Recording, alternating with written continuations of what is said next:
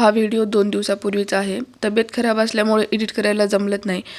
बच्चूसोबत थोडीशी मस्ती करून थोडा वेळ उन्हाला बसलीच होती की लगेच पाठीमागून ध्रुवी म्हणत होती, "तू तर माझा लाडच करत नाहीस. तू फक्त बच्चूचाच लाड करतेस, बच्चूलाच किसी करतेस. माझा तर तुला लाडच येत नाही."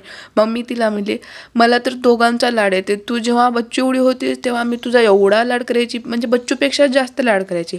मग काय त्याच्यापेक्षा जास्त म्हणल्यावर मॅडम लगेच खुश. जेवढं करिअरचं टेन्शन नाही तेवढं सकाळ संध्याकाळ भाजी काय बनवू ह्याचं टेन्शन येते.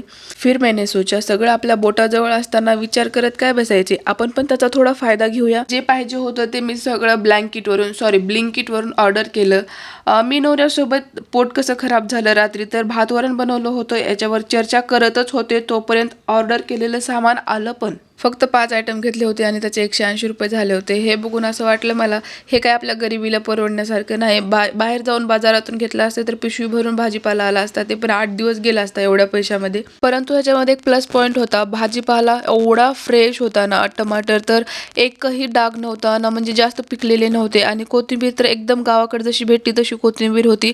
काकड्या पण एकदम फ्रेश होत्या, जसं काही निवडून घेतल्यासारख्या. दररोज फॉलोअर्स वाढलेत हे तर शो करतंय, पण त्याच्यापेक्षा जास्त अनफॉलो केलेत हे दाखवते. तेव्हा एवढं हर्ट होतंय ना.